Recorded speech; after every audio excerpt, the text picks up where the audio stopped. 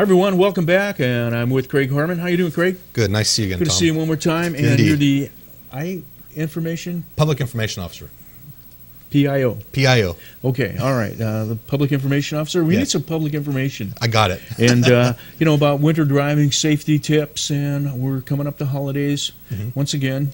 And so at that time, people take a little bit more libation.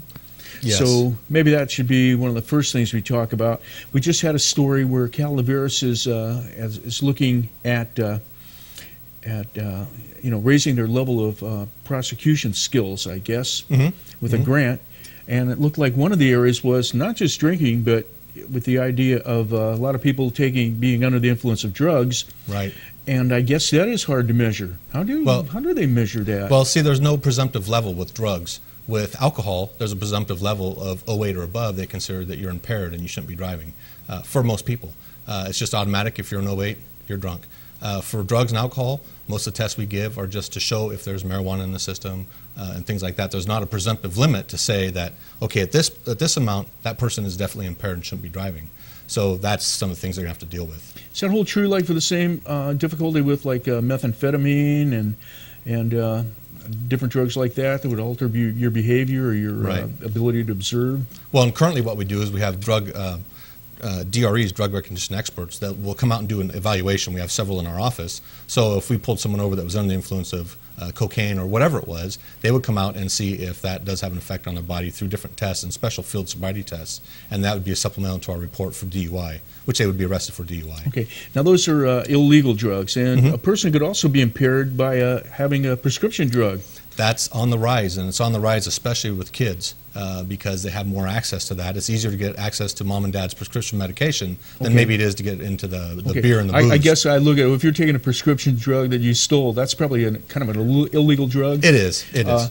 Even if you took it from your parents, but I guess I'm trying to say, like, you could maybe have pain medication and take that, and maybe it'll make your limit with one drink or whatever go over. Right. So it'll have a synergistic it's no excuse effect. to say, I've got a prescription. Right, and you have to read the bottle. Sometimes it'll say not to take when you're operating heavy machinery or driving. So there's that, but if you're taking that along with another medication that maybe is over the counter, they could have an effect between the two of them making it unsafe. So if you're going to take medication, it's always a good idea just not to drive. Don't take any chances. Okay, so that brings us to, I guess the smartest thing to do is, if you are, then get a designated driver. And always designate before you celebrate. It's easier to make that decision ahead of time and get it all set up, because sometimes you'll be drinking at a party and you'll think, well, I should stop now, and you're not sure what level you're at, and maybe you're too far over. Okay, and we might want to tell people, and every now and then maybe you better look in and see if your designated driver here is still designatable. Well, I have to say, we've arrested a lot of DUIs out of DUI checkpoints where the designated driver, and they'll drive up to us and say, well, I'm the designated driver, and we pull them out and they're drunker than anyone else in the car. So I was laughing. So it's like, so check these guys. Yeah. Okay. Yeah. The smell you're smelling is the other guy's, not me, and we actually have arrested a lot of people that way. Okay, and so we probably pretty much covered that, and most people that have gone through a few holiday seasons know it's more risky. Now, Thanksgiving, over the Thanksgiving holidays, I believe we had more accidents this year. Here locally? Last year, yes. I'm not sure what the numbers were. I shouldn't say here locally. You would be better at giving me that answer, but I think statewide it was. Yeah, I don't know about that. That could be. I know that we had more people that were involved in fatal collisions that weren't wearing seatbelts. Usually we're about right at 45, 48, 50% of the people that die in a fatal collision weren't wearing their seatbelts. This last Thanksgiving, statewide, it was closer to around 60% of those who died in a collision weren't wearing their seatbelts. I'm curious now. Maybe the 50% they weren't wearing a seatbelt. Were they depending on like the bags? That could be. I'm not sure. Or just in older cars that don't have that. You get breakouts for that could be. So one of the important things, though, especially if you have an airbag, is to wear your seatbelt, because you don't want to hit that airbag as it's deploying, because they have rocket fuel and stuff and chemicals that blow that thing out. And it used to be they come out at 200 miles an hour. So you really don't want to be going into that as it explodes. You want to make sure you hit it after it's fully come out, and then there's baffles on the back, so as you hit it, you push that pressure out. You don't want to hit it when it's coming out. That's why you don't put a rear-facing car seat in front of one, because it'll break it right in half. Okay. Too many forces. Okay, we have a few more moments here. So Okay. let's talk a little bit about, too, if you're driving and you do have kids, make sure that they're in the right fitting seat, the right size seat. How does people know? Is there an easy formula? Well, they're brand new kids. They need to be rear facing up to at least a year old. They have infant carriers you can put them in. Those usually get up to about 23 pounds. My recommendation is that once you stop carrying them around in the infant carrier, they have a handle on them, then it's time to move them into the next seat, because that's just for convenience. So move them into a rear-facing convertible seat. Once they're a minimum of a year and 20 pounds, and everyone's recommending 30 pounds, but that's not the law, then you can turn them around forward-facing, a year and 20 pounds.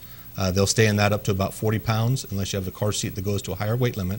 We always recommend you take it to the extreme or to the maximum of that seat, and then they can go into booster seats. Okay, I'm going to take advantage of this time, too, to let people know, and you correct me if I'm wrong, but maybe you don't have the money for a seat, and I believe you have a program that people can come down to your office.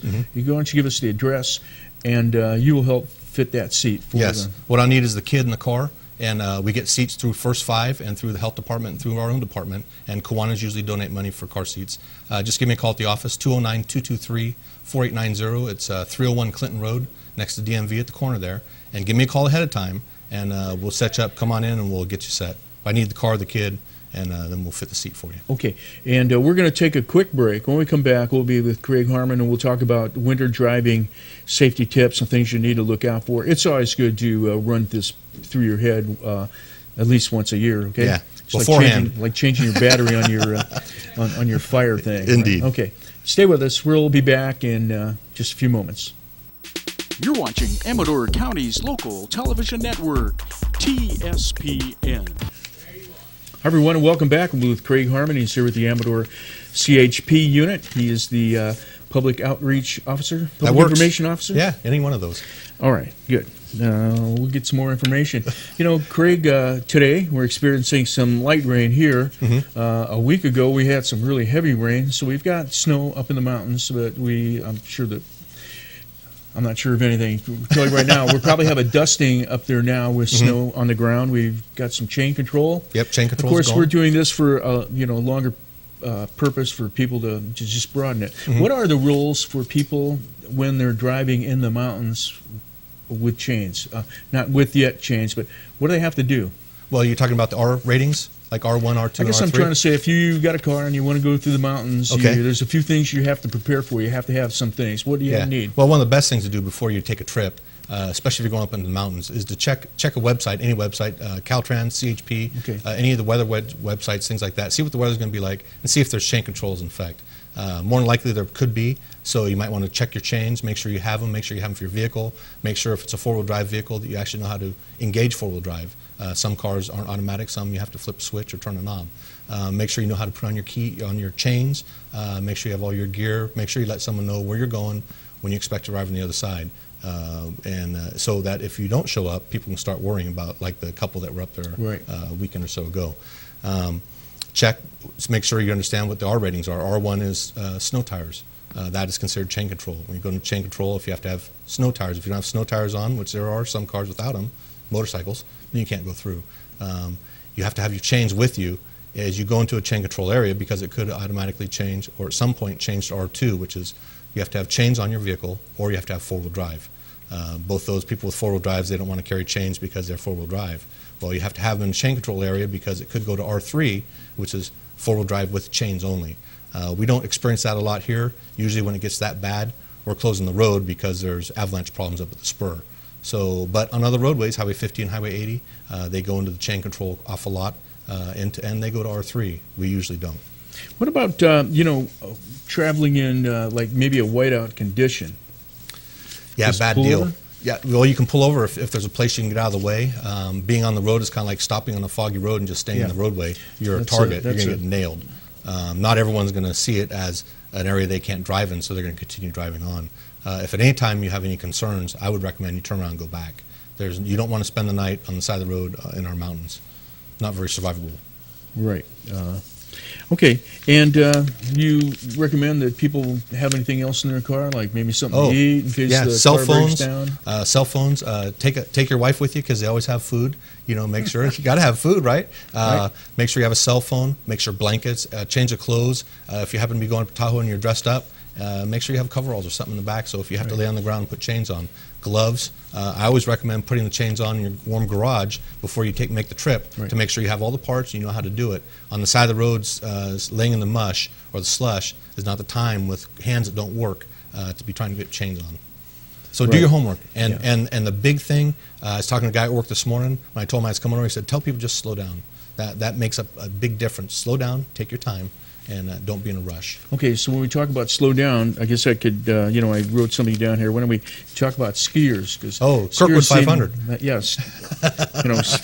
Skiers generally are pretty anxious to get to that snow, that powder. They're waiting for it and can't wait to get there. And they're in a rush. Just be aware that they're out there. It's the same during motorcycle season. Be aware that there's going to be this extra traffic on the road, and some of the skiers are in a rush, and they're in two-wheel drive vehicles, and they're pushing on. They just want to get there, and they're not really paying attention. So you have to watch out, and that's not just skiers, that's all of us. But make sure that you're paying extra attention because you have extra traffic on the roadway. Well, it's kind of tough. People, stop and think about it. A lot of times, like, you might want to get a go faster behind you, and, you don't want to go that much faster. It takes a while sometimes to get to a passing lane. If it's really snowy, maybe people are only using one lane anyway. Right. So a lot of times you really want to think about the other driver because, sometimes you don't have a lot of choices. No. And I have to say, too, that a lot of the crashes we've experienced locally are locals because we're comfortable with this area. We're comfortable driving in the snow, and we know the corners. The people that come from out of town, they may be a little more cautious, just like when we go down in the big city. We don't like driving in the city. They don't like driving in the hills. Right. So we have to watch out. There you go. That's the person that's going, come on, you don't have to go 30 miles an hour here on 88. You can do 55. I think that's the speed limit on Ridge, right? 30? That's the cars in front of me. I think it's 45 is the slowest part. If I'm I could be legally, mistaken there. Okay. But you're never supposed to drive faster than the condition allows, right? So even if the speed limit's 55 and you're going 10 miles an hour and you crash, there's snow on the ground, it's unsafe speed for conditions. Okay, here's maybe some curious questions. Like, as the Highway Patrol, do you put units like in certain parts? So not necessarily certain parts, but like so that there's always maybe a car or two in the upcountry during days like this, and put them to spots that might be problem areas? Right. Typically we have about 3 cars out on a shift. We have an overlap car that comes on at noon. So I have a car down here for sure. This is in the flatlands is a mandatory car and a mandatory car up country. With extra cars, we'll put one out in Plymouth area. We get another car, we'll put one in the Jackson area. That's a 4-car. During the wintertime when it's snowing, things like that, we'll put 2 cars up country. One will handle the extreme eastern end, and the other one will handle like from Pine Grove up to about halfway up. So we'll have 2 cars up there, and then all the other cars, the sedans, have spider spikes and chains. So if they need to go up, they do. Okay, why don't we talk about people looking out for emergency equipment? Because a lot of times, I notice, like at a crash, a lot of times the ambulance is there before you guys, or you guys are in there and maybe behind them, or But what should people do when they come up to an accident type area? The big thing is to slow down and give the emergency crews room and safety. That's the big thing. And no, the ambulances and fire get dispatched before we do, and because it's a life-threatening thing. So we get called after they get called, so we're usually there later. And they seem to be in better locations anyway to respond quicker.